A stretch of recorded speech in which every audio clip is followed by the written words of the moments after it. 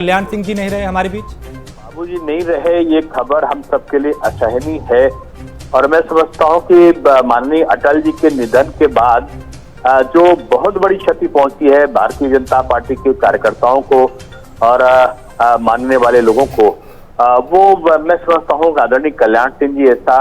एक विजनरी, उनको कहना चाहिए, एक विचारक और एक जनसंघ से लेकर भारतीय जनता पार्टी तक की यात्रा को मजबूती के साथ एक स्तंभ के रूप में लगकर एक सामान्य कार्यकर्ता के रूप में सजोने वाले माननीय कल्याण सिंह जी ने लाखों कार्यकर्ताओं को खड़ा किया है। मुझे याद आ रहा अभी, हालांकि मैं उनके हर जन्मदिन पे चाहे वो जहां हो, कुछ दिन के लिए जो बीजेपी में नहीं भी रहे, तो मैं जब उनके पास में पहुंचा उनके जन्मदिन पे तो उन्होंने लिपटा लिया। बोले बेटा मेरा अंतर्मन, मेरा रग रग भाजपा है, रग रग विचारधारा है जी। और अभी जब मैं पहुंचा श्री राम जन्मभूमि मंदिर आंदोलन के बाद, अभी जब रामनाथ मंदिर का शिलान्यास माननीय प्रधानमंत्री जी ने किया, उसके बाद मैं उस कार्यक्रम के बाद उनके घर गया था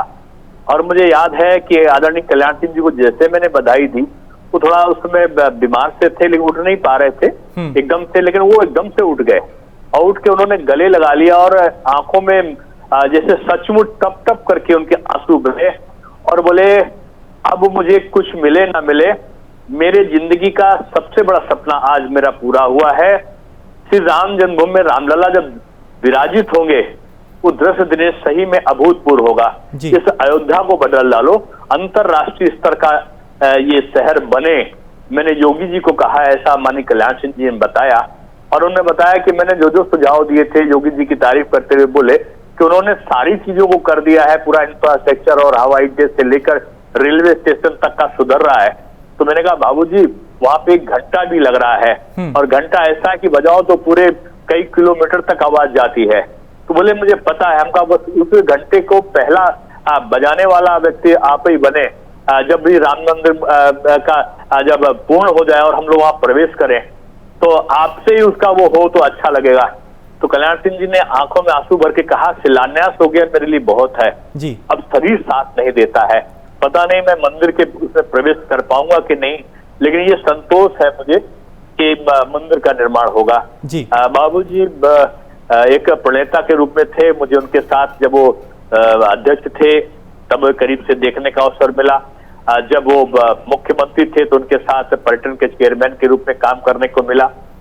मैं युवा मोर्चे का जब अध्यक्ष रहा तो माननीय कल्याण सिंह जी का एक पुत्रवत मार्गदर्शन मिलता रहा। मैं समझता हूँ ऐसा राजनेता राजनीति में कमाते हैं जो अपने लिए समाज के लिए जीते हैं। बिल्कुल, और यही वजह है कि विपक्ष भी ये बात से मेरे लिए प्रेरणा है जी कि सब कुछ करना लेकिन कार्यकर्ता का उपेक्षा न करना और जनता के प्रति सदैव जवाबदेह बने रहना। इस प्रकार के वाक्य एक जननेता ही कर सकता है जी। कल्याण सिंह जी एक जननेता थे, सबके मन में जाति से क्षेत्र से ऊपर एक राजनेता के रूप में उन्होंने, एक अर्थ विशेषज्ञ के रूप में, एक कुशल प्रशासक के रूप में उन्होंने काम किया और बहुतों के मन में वो छाए रहे हैं। मैं समझता हूँ कि वर्षों वर्षों तक हम सब कल्याण सिंह जी को याद करेंगे। माननीय अटल जी के बाद एक शून्यता लग रही थी,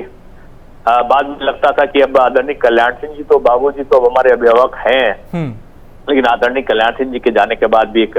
शून्यता का भाव मन को व्यथित करता है। बिल्कुल, और वो इस तरह की शख्सियत थे कि पार्टी को भी, पार्टी कार्यकर्ताओं को जिस तरीके से आपने बताया तो ऐसा लग रहा होगा जैसे कोई घर का बुजुर्ग चला गया। डॉक्टर साहब, कोई ऐसा किस्सा जो आपके साथ आप साझा करना चाहें, उनके साथ कोई उन्होंने ऐसी आपको नसीहत दी हो शुरुआती दौर में या बीच में कभी जब आपने उनके साथ काम किया?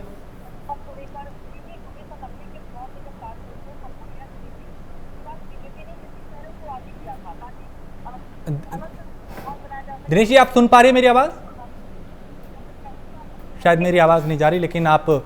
डॉक्टर दिनेश शर्मा जो कि उत्तर प्रदेश के उप मुख्यमंत्री हैं उनको सुन रहे थे। उन्होंने बताया कि किस तरीके से उनकी अयोध्या जा रहे थे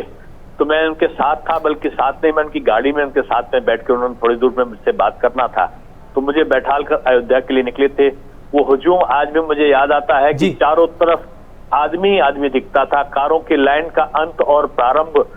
ये दिख नहीं रहा था कि किधर होगा।